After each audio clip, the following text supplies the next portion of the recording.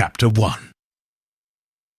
The summer garden party at Briarwood Manor was the sort of affair that villagers spoke about for weeks, if not months afterward.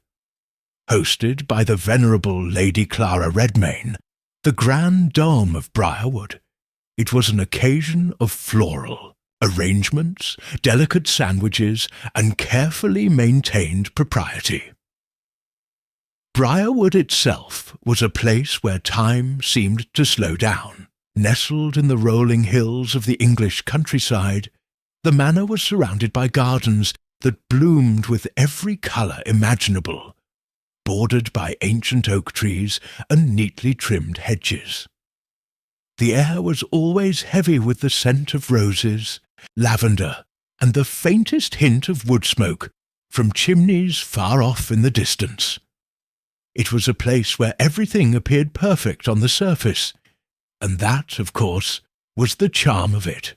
But beneath that picture-perfect exterior, there were always whispers, secrets carried by the wind and hidden behind the closed doors of the grand homes. On this particular summer afternoon, the gentle hum of chatter filled the air as the guests milled about, sipping iced lemonade and nibbling on scones. The event was meant to be a peaceful gathering, an escape from the monotony of village life, and the perfect chance to exchange gossip under the guise of good manners. Colonel Peters, stout and red-faced, regaled a captive audience with yet another story of his time in India, his booming voice punctuating the quiet conversations of the ladies who gathered around him. His tales were always long-winded and heavily embellished, but no one dared interrupt him.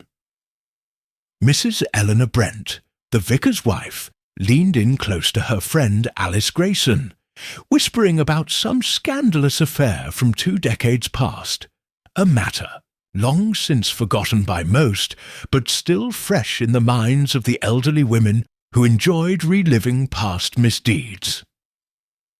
Young Evelyn Redmayne, Lady Clara's great-niece, sat demurely under the shade of an ancient oak, her eyes flickering with restrained amusement as she listened to the village doctor, Richard Talbot, recount his theories on the health benefits of herbal remedies.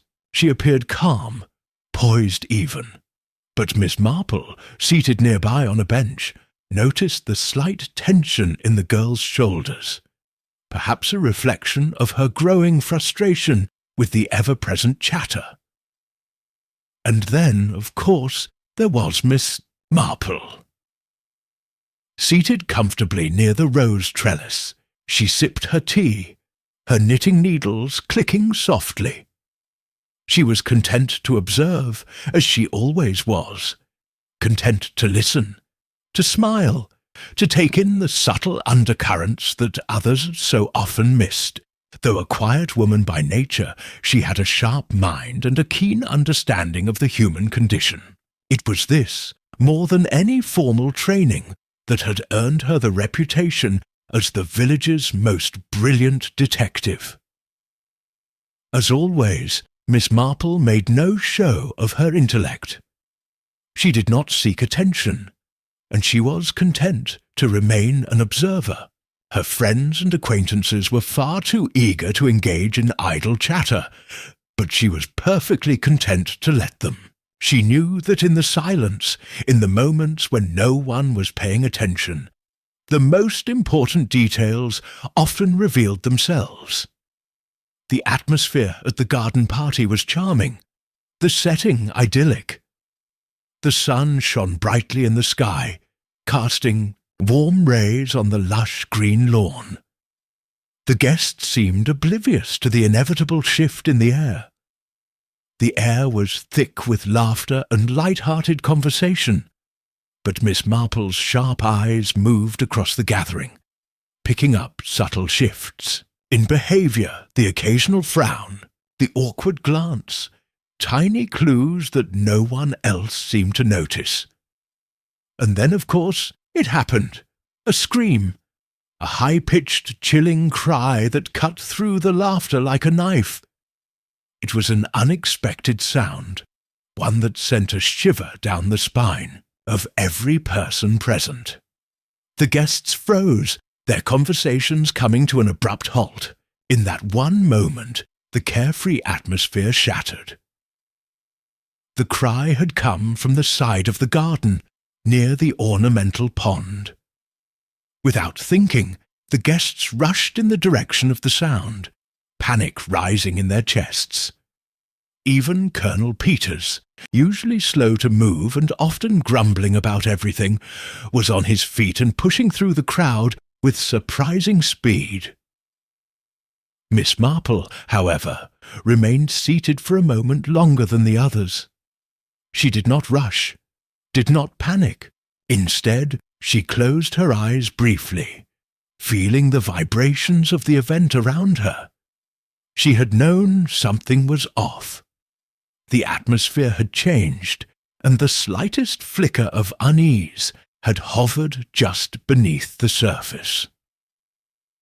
By the time she stood and made her way toward the pond, the crowd had already gathered around the water's edge. A body floated motionless amid the lily pads, its limbs splayed out unnaturally. The figure was dressed in a pale summer dress, and her hair, once neat, was now dishevelled, clinging to her face. Lady Clara Redmayne, a woman who rarely showed any sign of distress, had gone as white as a ghost. Good heavens! But she didn't finish the sentence. What could she say? Who could speak at a moment like this? Dr. Talbot had already moved forward, his medical training taking over. His face was grim, but his hands were steady as he gently prodded the body. He muttered under his breath, but it was clear there was no need for a physician here. The woman was dead. The crowd buzzed with confusion, some muttering prayers, others at simply staring in disbelief. Colonel Peters, still red-faced but now with a visible scowl, muttered a curse under his breath. The vicar's wife, Mrs. Eleanor Brent, was clutching at her pearls, clearly upset, though Miss Marple noted the faintest flicker of something else in her eyes, something Miss Marple would later return to, once the investigation began in earnest. And then there was Evelyn Redmayne. The young woman was standing near the pond, her face drained of all colour. She looked like a ghost. The horror of the moment seemed to have robbed her of any ability to act, to speak. She simply stood there, frozen, her eyes fixed on the lifeless body floating in the water. Miss Marple stepped forward quietly, her step slow but purposeful. She observed everything, every movement, every glance exchanged between the guests. She could see it clearly. Evelyn's unease, the slight shake of her hand as it rested at her side. The young woman was shaken, yes, but there was something more to it. Miss Marple was certain that Evelyn knew more than she was letting on. As Miss Marple approached the water's edge, she couldn't help but feel a profound sense of unease. This was no accident. This was no unfortunate fall or mistaken drowning. Someone had placed the woman in the water. Someone had made sure she would never be found alive. Miss Marple was not one to rush to conclusions, but her mind worked swiftly, processing the small details no one else had yet noticed. She could see the subtle ripple of the water, the slight movements around the edges, and most importantly, the way the victim's body rested, its position too deliberate for it to have been an accident. This was murder.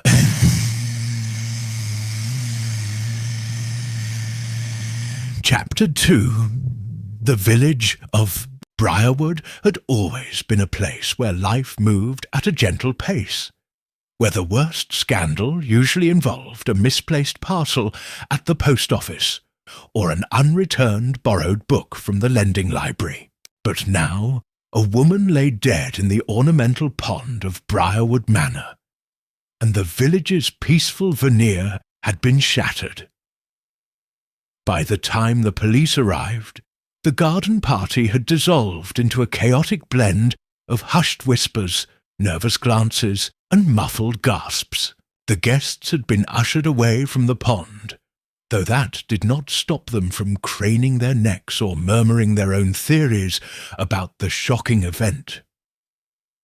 Inspector Graves, a tall, broad-shouldered man with greying temples, stepped on too, the scene with the air of someone who had seen it all before. He did not care much for the gentry's delicate sensibilities, nor did he have the patience for their incessant gossip. His sharp eyes scanned the garden, taking in the grand manor, the polished silver trays abandoned on tables, the half-eaten sandwiches left behind in the panic.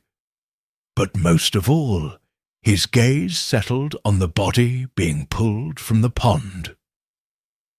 Dr. Talbot had remained at the scene, kneeling beside the lifeless figure, his expression grim.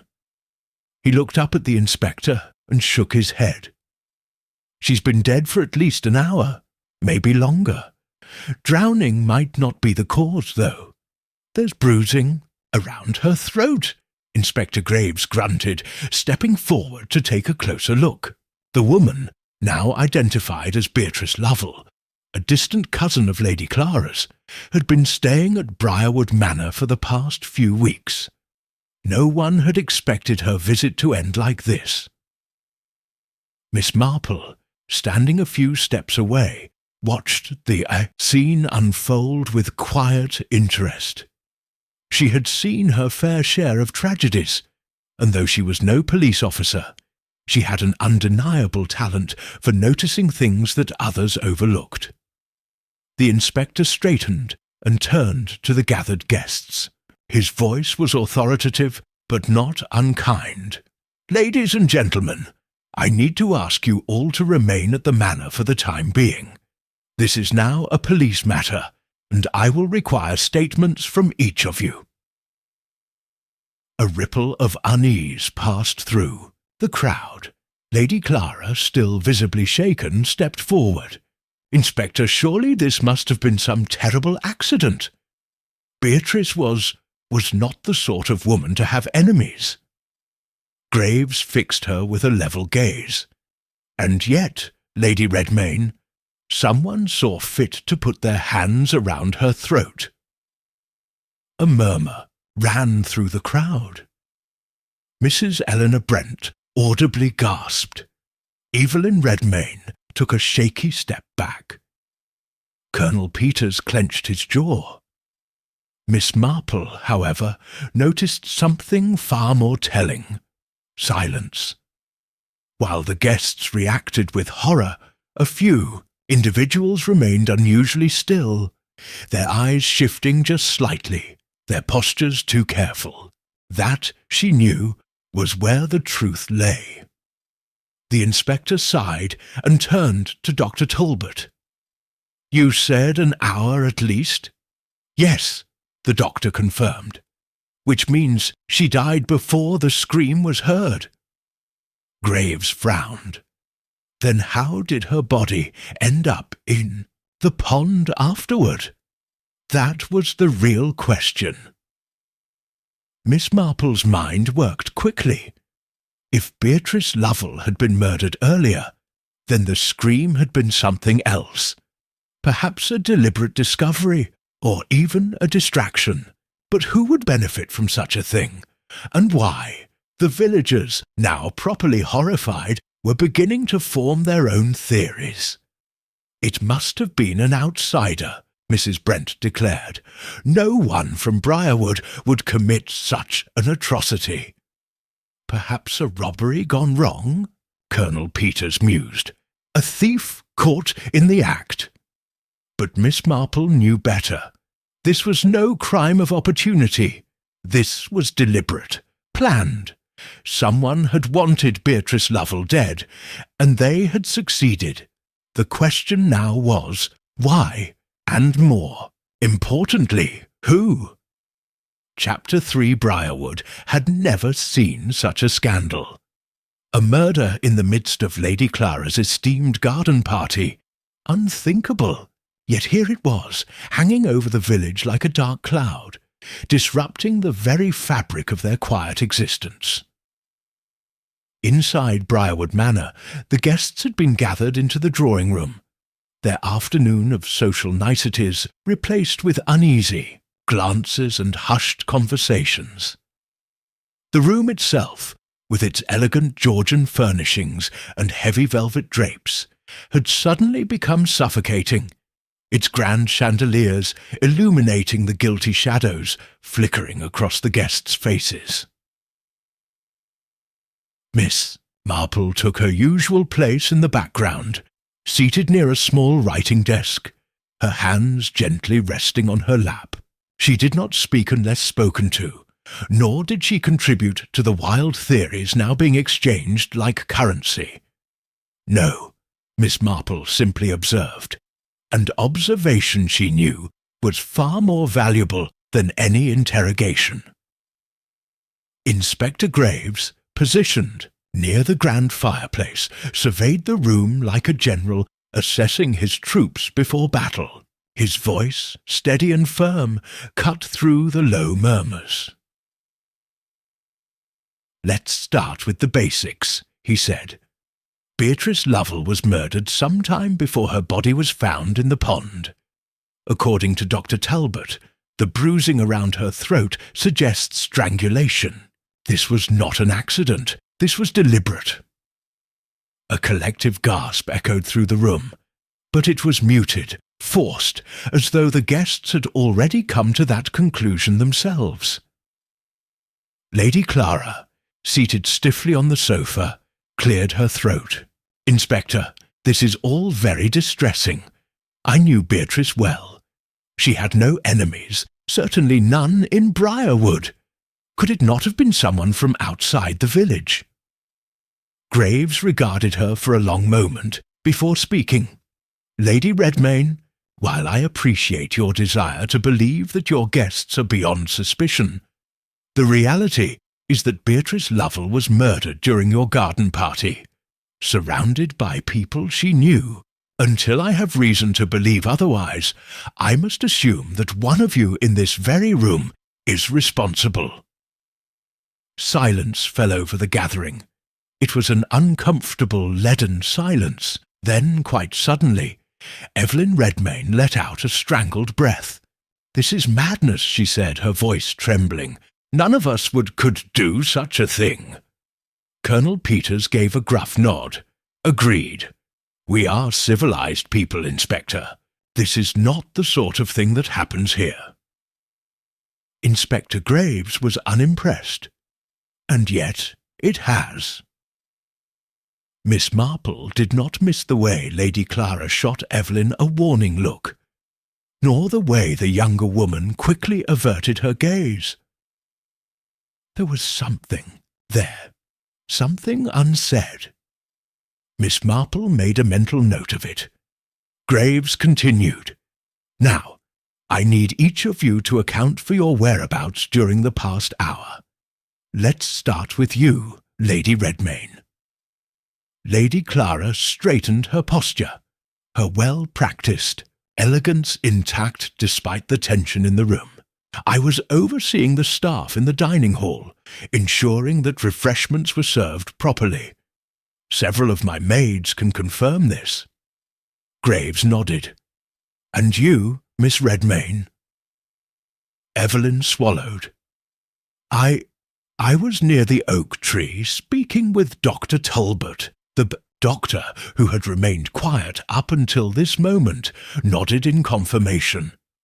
"Yes, we were discussing herbal remedies. She was with me the entire time." Mrs. Brent, the vicar's wife, lifted her chin slightly. "I was with Alice Grayson, near the garden entrance. We were talking about village matters." Inspector Graves turned his attention to Colonel Peters, who straightened his already rigid spine. "I was near the refreshments table, speaking with that young man. What was his name? Lawrence, the one with the unfortunate moustache."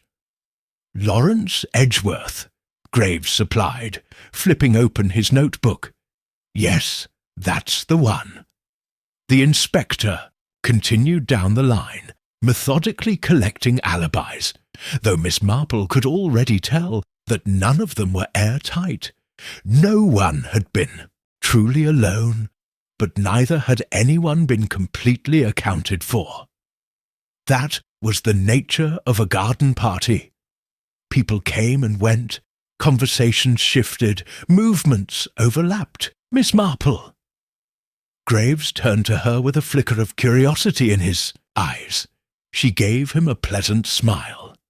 "Oh, I was precisely where I am always expected to be, Inspector, near the rose trellis, enjoying my tea and my knitting, and, of course, listening."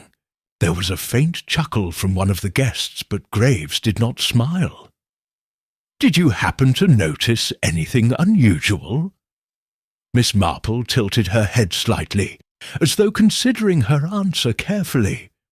"Oh, Inspector, I notice many things, some quite ordinary, some quite curious. For instance, I noticed that when the scream rang out, not everyone rushed to the pond immediately. A few people hesitated, and naturally, I wonder why." A murmur ran through the room. Graves' expression darkened. "Who hesitated?" Miss Marple's gaze flickered over the assembled guests. Well, I wouldn't want to jump to conclusions, of course. But, as a rule, when faced with unexpected calamity, people tend to react instinctively. Some run towards danger, some away from it. But there is another kind of reaction. The reaction of someone who is carefully calculating what they should do next. There was a long silence. It was Lady Clara who finally spoke, her voice tight. "And do you believe, Miss Marple, that such hesitation indicates guilt?" Miss Marple gave a gentle shrug. "Oh, my dear Lady Clara, guilt is a complex thing. It does not always present itself in the way one might expect. But hesitation, well, hesitation is always worth noting, don't you think?" Her words left a ripple of discomfort in their wake. Graves, watching the reaction of the guests carefully, nodded approvingly. "Miss Marple, if you happen to recall any specific names, do let me know." Miss Marple smiled pleasantly. "Oh, I expect the truth will reveal itself soon enough, Inspector. It always does." Graves gave her a knowing look before returning his attention to the guests. "I want all of you to remain at the manor for the time being. We'll be conducting further inquiries, and no one is to leave Briarwood until I say so." There was a collective murmur of dissent, but no one dared argue. As the guests began to shift uneasily, whispering to one another, Miss Marple folded her hands in her lap. The pieces of the puzzle were beginning to take shape, and she had no doubt that the murderer was sitting in this very room. She just had to wait for them to reveal themselves. Chapter 4. The tension in Briarwood Manor was thick enough to cut with a knife. The guests, still reeling from the shock of Beatrice Lovell's murder, had dispersed throughout the house, lingering in corners, whispering theories, and casting wary glances at one another. Fear had settled over them like an unwelcome fog. No one wanted to admit it aloud, but the murderer was still among them. Miss Marple, ever the picture of quiet composure, excused herself from the drawing-room and wandered into the grand hallway of the manor. The polished oak floors gleamed under the glow of the chandelier, and portraits of Redmayne ancestors watched her with glassy, indifferent eyes. She had been in this house many times before, always for polite visits or charity luncheons. But today was different. Today death lurked in the air, mingling with the scent of old books and freshly brewed tea. She had no intention of interfering in Inspector Graves' official inquiry. He was, after all, a capable man, but she did believe that certain details could only be uncovered by someone with a keen understanding of human nature. And that was precisely where she excelled. The first person she encountered was Evelyn Redmayne, standing near the entrance to the conservatory. The young woman was wringing her hands, her face pale and drawn. "Miss Redmayne," Miss Marple said gently. "It has been quite a dreadful afternoon, hasn't it?" Evelyn flinched slightly, as though startled out of deep thought. "Oh, Miss Marple, yes, dreadful is certainly the word. I can hardly believe it happened." Miss Marple studied her with quiet interest. "And yet, dear, you looked quite stricken before we even knew who had died. I wonder, were you expecting such a tragedy?" Evelyn's breath caught. For a moment she looked as though she might deny it, but then she dropped her gaze, fingers twisting together. "No, I mean, of course not. But I had a terrible feeling all morning. I can't explain it." "Intuition is a curious thing," Miss Marple mused, "and yet it often speaks the truth before we are willing to listen." Evelyn hesitated. "Miss Marple, do you think she was murdered because of something she knew, or something she had done? Now, that was an interesting question." Miss Marple tilted her head slightly. "What makes you ask such a thing, dear?" Evelyn bit her lip. "Because, Beatrice, she wasn't just here for a visit.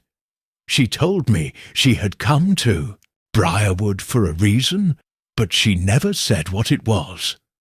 Only that it was important." Miss Marple's knitting needles clicked softly against each other as she considered this. Did she seem troubled or fearful? Evelyn hesitated before answering. No, not fearful, more determined, as though she was searching for something. Miss Marple nodded. "And did she find it?" "I don't know," Evelyn admitted. "She wasn't in the best of moods this morning. She seemed tense. I assumed she had quarrelled with someone, but she wouldn't say who. That was useful information indeed." Miss Marple offered her a reassuring smile. "Thank you, dear. You have been most helpful." Evelyn gave a small nod, but her expression remained troubled. Miss Marple continued her quiet exploration, making her way toward the library. It was there that she found Lawrence Edgeworth, the young man with the unfortunate moustache, seated near the window, staring absently into the garden. A half-empty glass of brandy rested on the table beside him. "Mr. Edgeworth," she said kindly, drawing his attention. He blinked, clearly startled to see her. "Oh, Miss Marple, I didn't hear you come in." She lowered herself into a chair opposite him. "You seem quite lost in thought." He gave a humourless chuckle. "Can you blame me? Murder is not exactly an everyday occurrence." "No, indeed," she agreed. "And yet you seem more pensive than afraid." Lawrence sighed, rubbing a hand over his face. "It's just this whole thing is damnable. I spoke with Beatrice earlier today, you know, right before the party." "Did you?" Miss Marple prompted. "And what did you speak about?" Lawrence hesitated, then shook his head. Nothing of consequence, or at least I didn't think it was at the time. She asked me about my work, about some of the records I keep at the parish office. Miss Marple's interest piqued. The parish office? What sort of records? Births, deaths, marriages, that sort of thing, he explained. She seemed particularly interested in some of the older entries, but she never said why. I told her I'd have to check before showing her anything. I assumed it was just idle curiosity. Miss Marple leaned back slightly. And now you are wondering if it was more than curiosity? Lawrence exhaled slowly. Yes, I am. Miss Marple tapped a finger against her knee. Beatrice Lovell had been looking into old records. Why? What had she been searching for? A connection? A secret long buried? She offered Lawrence a thoughtful smile. If you recall which records she was interested in, dear, I think it would be most enlightening. Lawrence nodded. I'll check first thing in the morning. Excellent, she said, rising. You have been most helpful, Mr. Edgeworth. She left him sitting there, staring out the window, lost in his thoughts. Miss Marple made her way back toward the main hallway, her mind quietly sorting through what she had learned. Beatrice Lovell had not come to Briarwood for pleasure. She had come searching for something, and whatever it was, it had cost her life. As she passed by the open drawing-room door, she caught a snippet of conversation between Inspector Graves and Dr. Talbot. No sign of forced entry, no stolen valuables. If this was about money, they left without taking anything, Graves was saying. Perhaps it wasn't about money, Dr. Talbot replied. Perhaps it was about something far more personal. Miss Marple smiled faintly to herself. Yes, that, she thought, was precisely the point. Chapter 5. The morning after the murder dawned with an eerie stillness over Briarwood. The village, usually alive with the chatter of shopkeepers and the gentle clip-clop of horse hooves on cobbled streets, was subdued. The murder of Beatrice Lovell had cast a long, unsettling shadow over the peaceful town, and everywhere Miss Marple went, she could feel the weight of it in the air. She had spent a restless night in her small cottage, knitting in the lamplight, her mind sorting through the details of the case. The more she thought about it, the clearer it became that Beatrice had uncovered something. Something someone wanted to keep buried. By mid-morning, Miss Marple had made her way back to Briarwood Manor, where the investigation was still underway. She found Inspector Graves in the study, poring over his notes while Dr. Talbot stood nearby, arms crossed. "Ah, Miss Marple," Graves said, glancing up as she entered. "Come to offer more of your observations." She smiled gently. "Only if they are welcome, Inspector." Graves sighed, rubbing his temples. "I'll admit, I've dealt with my fair share of murders, but this one is frustrating. No clear motive, no signs of robbery, and everyone claims they had no reason to harm the woman." Miss Marple tilted her head slightly. "But does anyone truly lack a motive, Inspector? Human nature is a complex thing, full of grievances we often pretend do not exist." Dr. Talbot made a thoughtful sound. "She was interested in old records, wasn't she? You mentioned something about that last night." Lawrence Edgeworth, who had been standing near the window, nodded. "Yes, I went to the parish office first thing this morning, just as Miss Marple suggested." He set a stack of yellowed papers on the desk. These are the records she was looking at. Graves leaned forward, flipping through them. Births, marriages, deaths. What was she after? Miss Marple reached out, smoothing one of the pages with delicate fingers. These are from the late 1800s and early 1900s. An unusual period for someone of Beatrice's age to be interested in, wouldn't you say? Lawrence hesitated. There was one entry she seemed particularly focused on. He pulled out a separate document, a marriage record. A woman named Margaret Redmayne, married in 1903 to a man named Henry Lovell. Miss Marple's eyes sharpened. Lovell? Lawrence nodded. Beatrice's surname, yes. I did some checking. Margaret Redmayne was Lady Clara's aunt. That means Beatrice was, in some way, related to the Redmayne family. A ripple of understanding passed through the room. Inspector Graves frowned. So, you're saying Beatrice had family ties to Briarwood?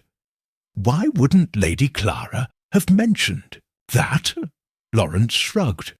Perhaps she didn't know. Or perhaps she didn't want to. Miss Marple's gaze flickered toward the study door. I think it's time we asked her.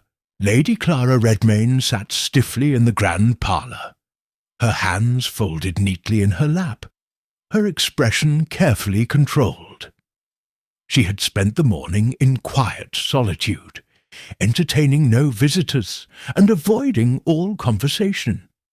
But now, faced with Miss Marple and Inspector Graves, she straightened her back and lifted her chin in quiet defiance. I assume this is about the investigation, she said coolly. Graves did not waste time. Lady Redmayne, were you aware that Beatrice Lovell was related to your family?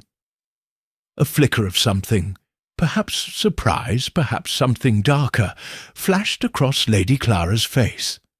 No, I had no knowledge of that. Miss Marple studied her carefully, and yet Beatrice herself seemed quite certain of the connection. She was searching through parish records, looking for something. Lady Clara's fingers tightened slightly against the fabric of her dress. And what exactly are you implying, Miss Marple? Miss Marple smiled gently.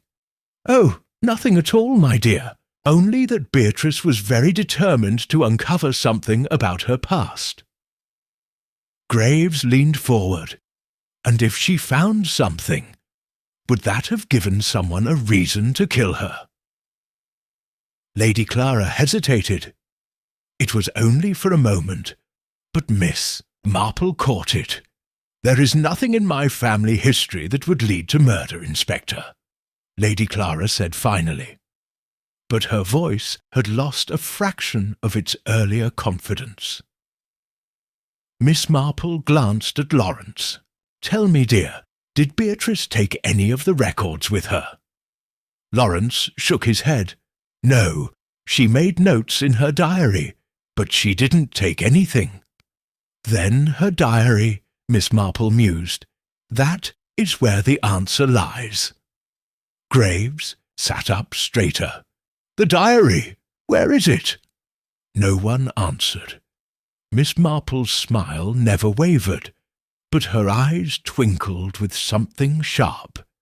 That, I suspect, is what our murderer was looking for. The search for Beatrice Lovell's diary began immediately. The guests were questioned, the house was scoured, but there was no sign of it. It had vanished. Miss Marple sat quietly in the library, tapping her fingers gently against the armrest of her chair. The diary was the key. She was certain of it, but who had taken it? Her thoughts were interrupted when Evelyn Redmayne entered the room, her hands clasped together tightly. Miss Marple, she said hesitantly, I think I might have seen something. Miss Marple gestured for her to sit. "Take your time, dear." Evelyn swallowed. "Last night, after everyone had gone to bed, I couldn't sleep. I stepped out into the hallway and I saw someone near Beatrice's room." Miss Marple's heart quickened. "Who, dear?" Evelyn hesitated.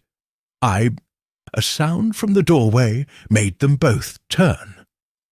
Lady Clara stood there, her expression unreadable. "That will be quite enough, Evelyn." Miss Marple held her gaze.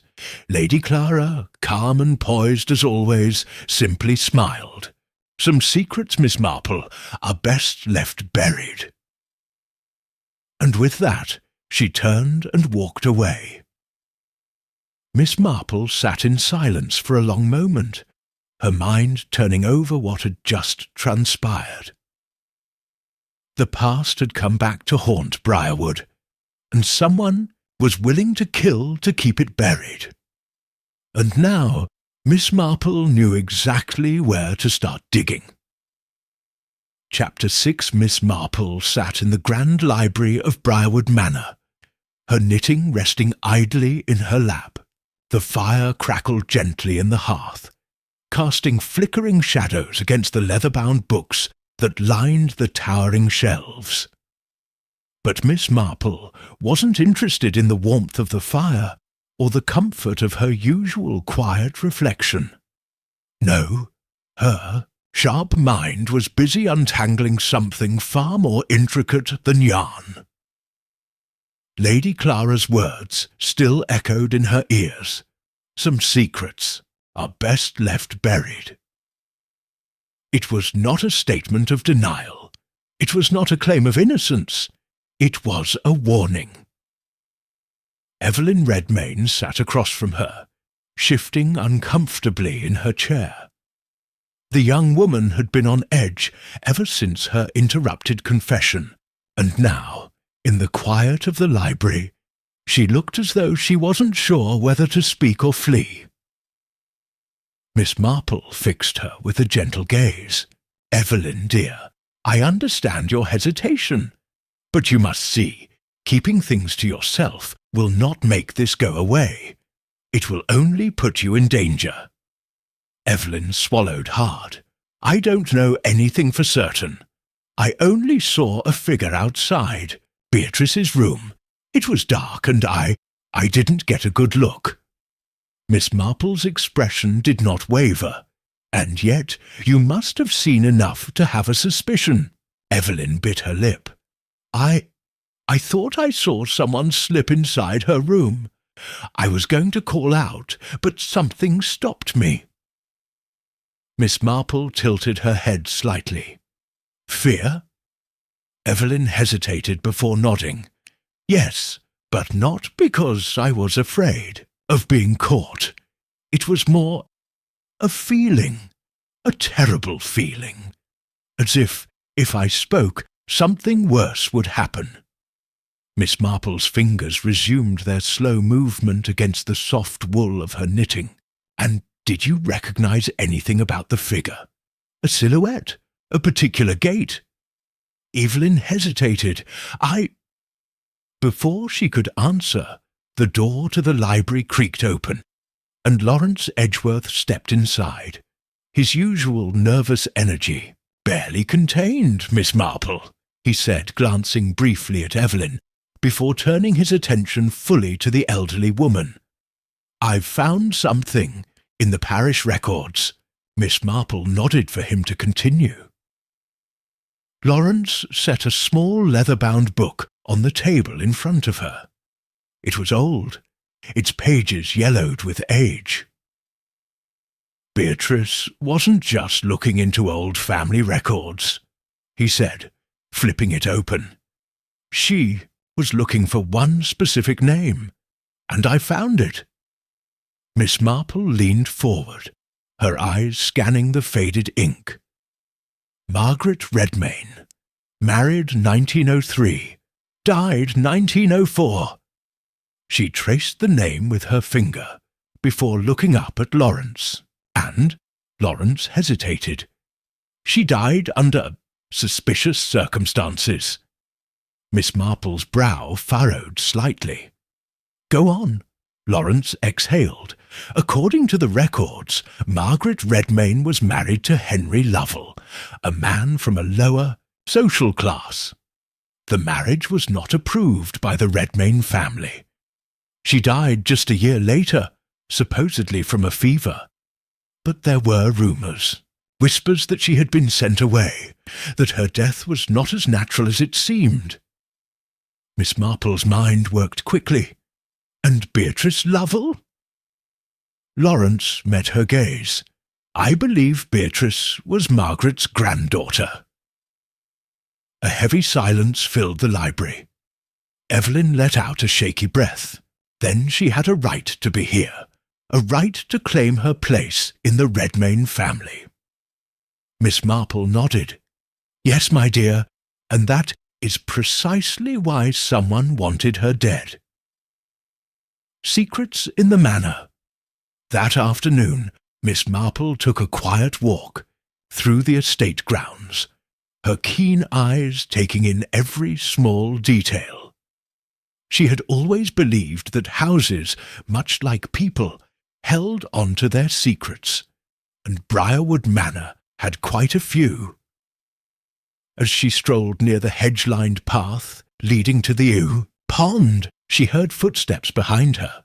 Turning slightly, she saw Colonel Peters approaching, his usual gruff demeanour softened by the events of the past day. "Miss Marple," he greeted. "I hear you've been asking questions." She smiled pleasantly. "Oh, just my natural curiosity, Colonel," he huffed. "Curiosity, eh? Dangerous thing, that." Miss Marple merely continued knitting. "I find it far more dangerous not to ask questions, don't you?" The Colonel hesitated. "What exactly are you getting at?" Miss Marple's eyes twinkled. "Oh, just a thought. I wonder, Colonel, how well did you know Beatrice Lovell?" "Detour duert." Question caught him off guard. "Me? Hardly at all. I only met her at the party." Miss Marple gave a small nod. "And yet I noticed something curious. When the body was found, most people reacted with shock, horror.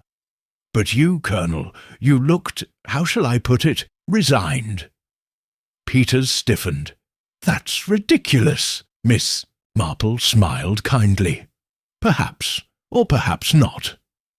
He took a step closer, his voice lowering. "Listen, Miss Marple, if you must know, I did recognize her. Years ago, I was stationed near a village where she lived. She wasn't a simple guest at Briarwood. She came with intent. And I suspect she learned something she wasn't supposed to." Miss Marple's fingers paused. "And what might that be?" Peters hesitated before sighing. "Lady Clara and her family have always had a certain way of dealing with problems. I don't know what Beatrice uncovered, but if she was looking into Redmayne history, she might have stirred up something best left alone." Miss Marple gave a thoughtful nod. "Yes, Colonel, that much is clear." Peters rubbed his jaw. "Do you think Lady Clara had something to do with it?" Miss Marple sighed softly. "Lady Clara knows more than she lets on, certainly. But whether she would go as far as murder, that I do not know." Peters exhaled. "Then we better find out before someone else ends up dead." A fateful discovery.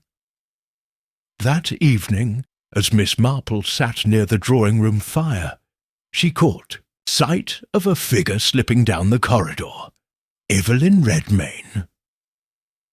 Quietly she followed, keeping to the shadows as Evelyn crept toward a side chamber Miss Marple knew well. Lady Clara's private study. Miss Marple waited, observing. Evelyn hesitated, only briefly before pushing open the heavy wooden door. She disappeared inside. Miss Marple gave it a moment before following. Inside, Evelyn was rifling through a drawer, her breath shallow. Miss Marple stepped forward softly. "Looking for something, dear?"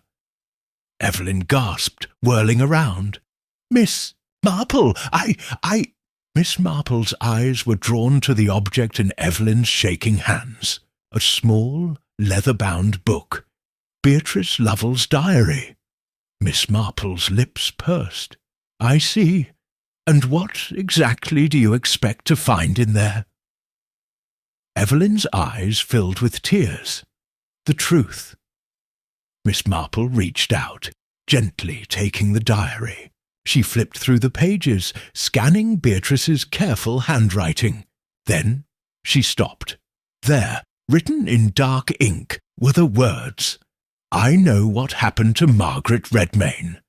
And I know who was responsible." Miss Marple closed the book with a quiet snap.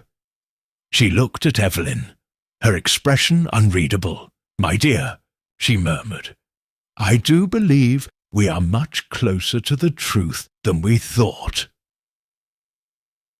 Chapter 7.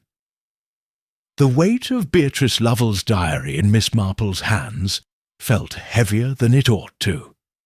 It was a small, unassuming thing, worn leather cover, slightly frayed at the edges, and delicate pages filled with neatly penned words. But the truth it contained had cost Beatrice her life, and Miss Marple knew that what she uncovered in its pages would reveal a motive that had been buried for decades. Evelyn Redmayne stood rigid beside her, hands clasped together as though bracing for a storm. The dim light of Lady Clara's study cast deep shadows on the walls, adding to the tension thick in the air. "Miss Marple," Evelyn whispered, her voice trembling, "if Beatrice wrote down what she discovered, then the murderer must have known. They must have been desperate to keep it secret." Miss Marple nodded, her delicate fingers turning the pages with care. "Indeed, my dear, and that means they are still desperate." She stopped at the page where Beatrice had scrawled the fateful words, "I know what happened to Margaret Redmayne, and I know who was responsible." Below it, a passage had been written, but some words were smudged. Whether from haste or a stray tear, it was impossible to say. Margaret was never meant to die. It was not illness, nor was it fate. Someone decided she had to disappear, and I know why. Her child! There was a child! They told everyone it was stillborn, but it was a lie. The baby lived. Evelyn let out a sharp gasp. A child! Margaret had a child! Miss Marple read on, her mind moving rapidly, placing the pieces together. The Redmaynes would not allow the shame of an unsuitable marriage. They had to erase the scandal. Margaret's husband was sent away, and she was sent somewhere she would not be found.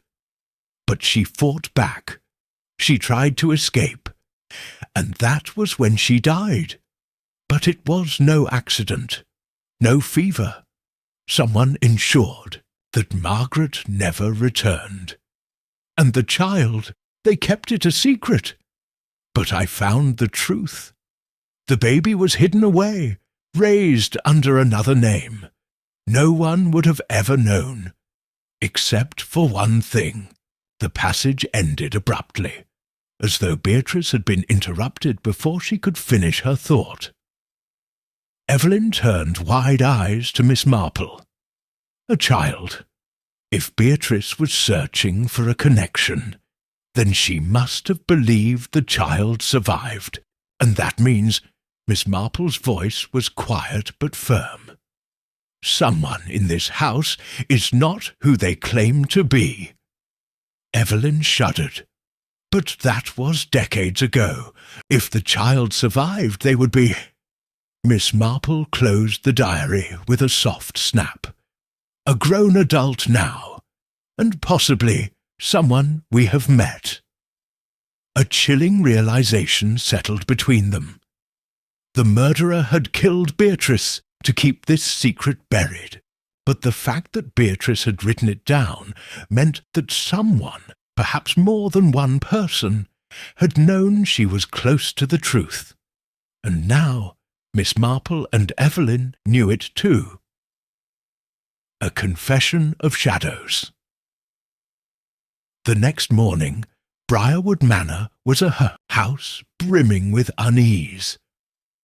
The guests were no longer enjoying polite conversation over breakfast. Instead, there was tension in every glance, hesitation in every step. The presence of murder had left an indelible mark. Miss Marple found herself once again in the drawing-room, seated across from Lady Clara, who was as composed as ever, though a slight rigidity in her posture betrayed her. "Miss Marple," Lady Clara said coolly, "I hear you have taken an interest in Beatrice's research." Miss Marple smiled gently. "Oh, my dear Lady Clara, I have always found history most fascinating, and family history especially has a way of unearthing things long forgotten." Lady Clara's expression remained unreadable. "Some things are meant to remain forgotten." Miss Marple's fingers moved steadily over the soft wool of her knitting. "Tell me, Lady Clara, do you remember your Aunt Margaret?" A pause. Lady Clara's lips pressed together. "She died before I was born." Miss Marple nodded. "So they told you." Lady Clara's gaze sharpened. "What are you implying, Miss—" Marple sighed softly. "That perhaps the story you were given was not the full truth, and perhaps Beatrice Lovell died because she discovered what really happened to Margaret Redmayne." Silence stretched between them, heavy with unspoken truths. Finally, Lady Clara spoke, her voice quieter, yet tinged with something Miss Marple recognized all too well: guilt. "My grandfather was a man of his time," she said slowly. "Status mattered. Appearances mattered. Margaret's marriage was unfortunate. A mistake in his eyes." Miss Marple waited. "He did not intend for her to die," Lady Clara continued, "but he did intend for her to disappear. She was sent away under the guise of treatment for an illness, and while she was there, she gave birth to a child." Evelyn, who had been standing near the fireplace, let out a breath. "And what happened to the baby?" Lady Clara's gaze flickered toward her, then back to Miss Marple. "The child was taken in by a family loyal to the Redmaynes, raised under a different name, given a different life." Miss Marple's fingers stilled.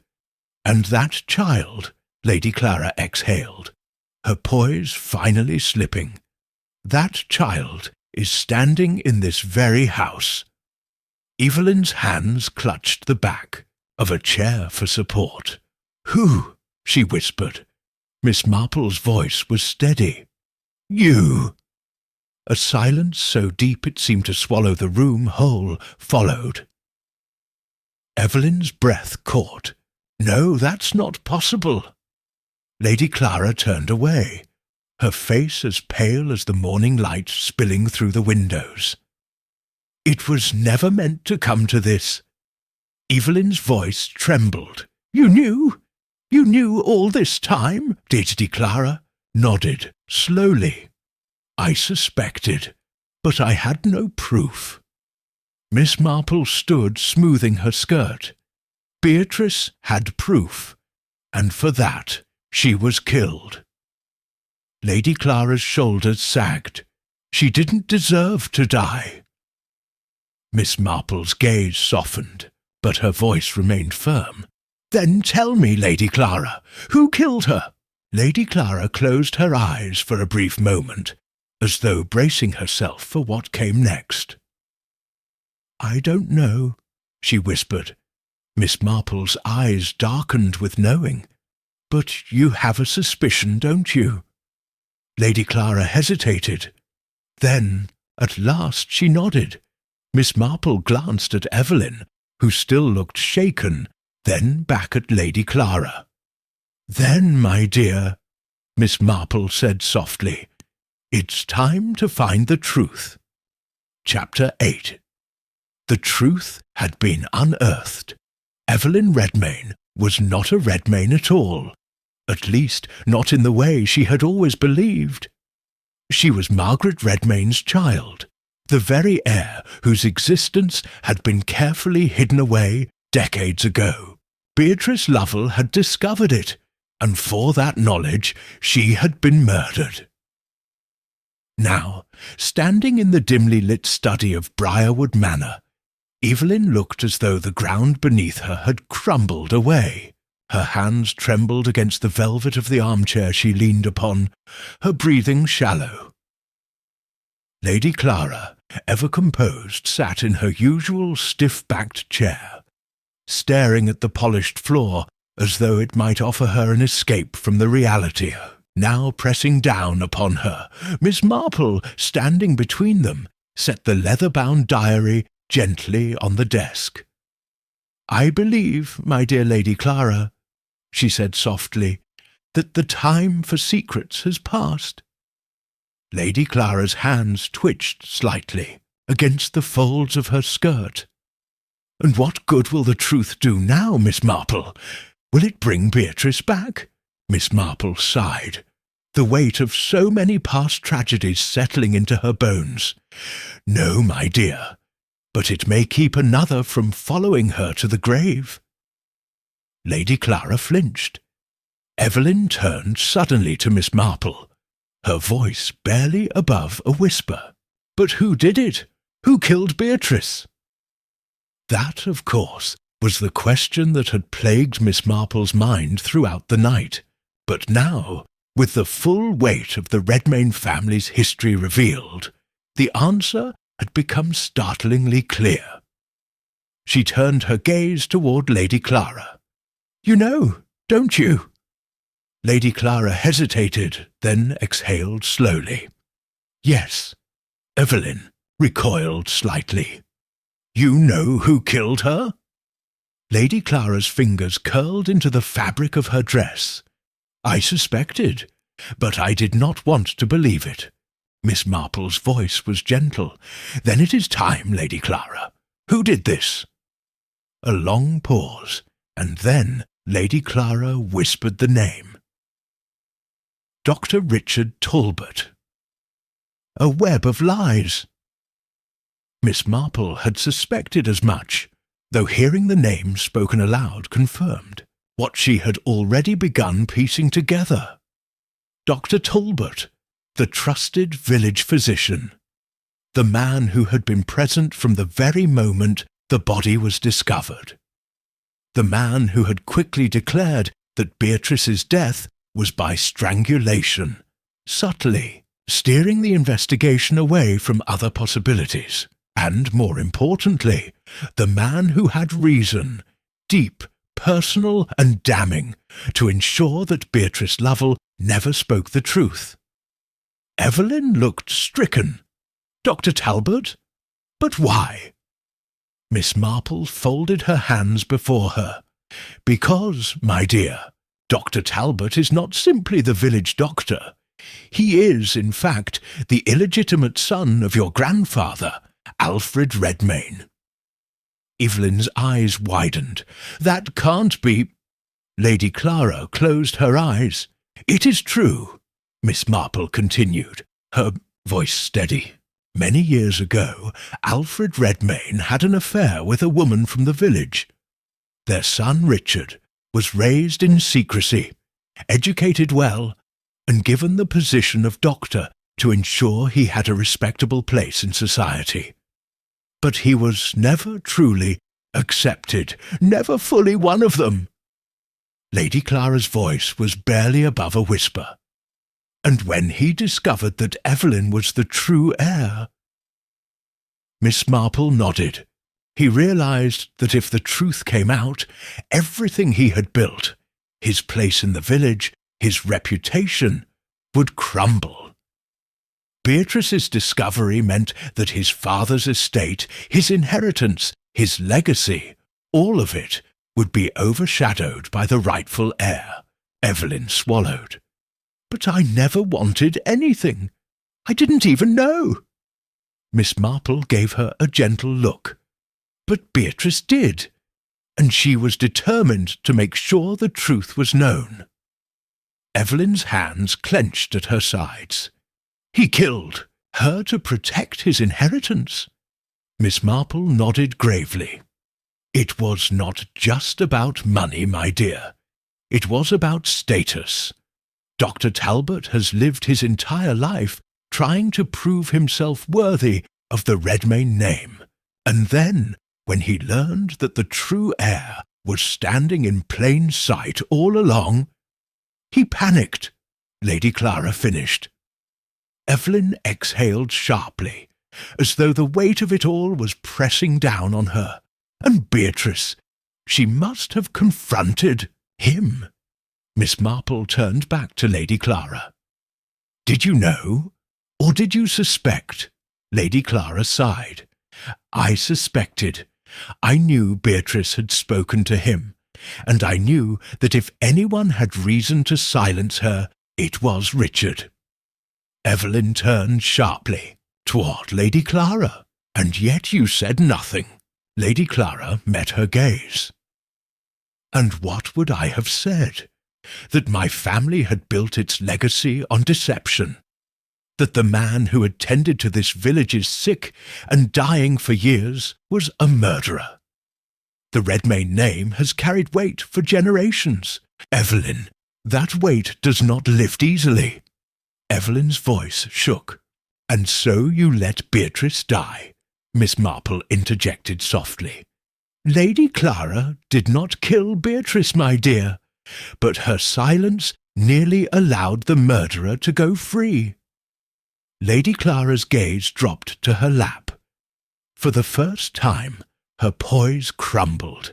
Miss Marple sighed. "But the truth, as it always does, has found its way to the surface. And now it is time to see justice done."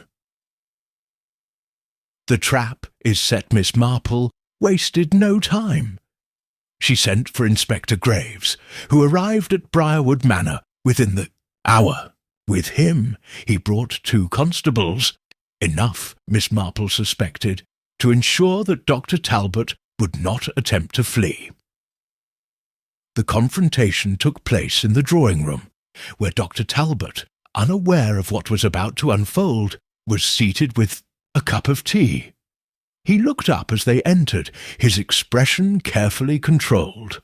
"Miss Marple," he greeted smoothly, "and Inspector, to what do I owe the pleasure?" Miss Marple met his gaze with quiet steel. "Dr. Talbot, would you care to explain why you were the last person to see Beatrice Lovell alive?" A flicker of something crossed his face, so fast that only someone as observant as Miss Marple would have caught it. "I wasn't," he said evenly. "She was alive when I last saw her." Miss Marple nodded. "Indeed, but she had just confronted you about Evelyn, hadn't she?" Dr. Talbot's jaw tensed. "She had proof, Doctor," Miss Marple continued. "Proof that Evelyn was Margaret Redmayne's daughter. Proof that your father had lied. Proof that you were not the rightful heir." Dr. Talbot exhaled through his nose. "This is absurd, Inspector." Graves stepped forward. "Is it?" Miss Marple's voice was as soft as ever. "You strangled her. You knew that once she shared the truth, your place in this village would never be the same." Dr. Talbot was silent. Then, slowly, he set his teacup down and smiled. "You're very clever, Miss Marple," he murmured. Graves stiffened. That sounds an awful lot like a confession. Dr. Talbot exhaled. What does it matter? Do you think the Redmaynes will let their name be tarnished? Even now, I imagine Lady Clara is wondering how best to make this disappear. Miss Marple turned to Lady Clara. And will you? Lady Clara, still seated stiffly, met Dr. Talbot's gaze. No, I won't. Dr. Talbot scoffed. Then I suppose this is the end. Graves gestured to the constables. Take him. As they led Dr. Talbot away, Miss Marple sat back, her knitting once again in her lap. The truth had won. And yet as she glanced at Evelyn, who stood staring at the place where Dr. Talbot had sat, she knew this was only the beginning for her. For secrets once unearthed were never quite buried again. Chapter 9. The weight of the past hung over Briarwood like an unforgiving shadow. The day after Dr. Talbot's arrest, the village was abuzz with hushed conversations, whispered speculation, and uneasy glances exchanged over morning tea. Briarwood had always prided itself on being a place of order and respectability, but now, with its trusted doctor revealed as a murderer, the illusion of peace had been shattered. Miss Marple, however, remained as composed as ever. She had always known that beneath the surface of even the most picturesque village lay secrets that, given the right provocation, would come spilling out. She found herself in the grand sitting-room of Briarwood Manor once more, seated across from Lady Clara. The older woman had aged in the span of a single night. Her regal posture remained, but there was a weariness in her eyes. A burden she had long carried, now made heavier by the truths revealed. Miss Marple set her knitting aside and spoke gently. You did the right thing, Lady Clara. The matriarch let out a quiet breath. Did I? She gave a small, humourless smile. I always thought my family's legacy was built upon strength. Now I see it was built upon carefully laid lies, and look where that has led us. Miss Marple folded her hands in her lap. The truth, my dear, has a way of outlasting even the strongest of lies. It always finds its way to the surface, no matter how deeply buried. Lady Clara's gaze drifted toward the window, where Evelyn Redmayne stood in the garden, arms wrapped around herself as she stared out at the estate she had always thought of as home, only now realizing it had been hers by right all along. She's lost, Lady Clara murmured. Everything she thought she knew has been turned upside down. Miss Marple's eyes softened. She has lost something, yes, but she has also gained something precious, herself. And in time, I believe she will find her way. Lady Clara sighed. And what of me? I have spent my life upholding the Redmayne name, ensuring its place in history, and now I find that history was written in blood. Miss Marple regarded her with quiet sympathy. History, my dear Lady Clara, is not just the past.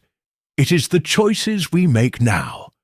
What you do with the truth from this moment on will define the Redmayne name far more than the secrets that came before it.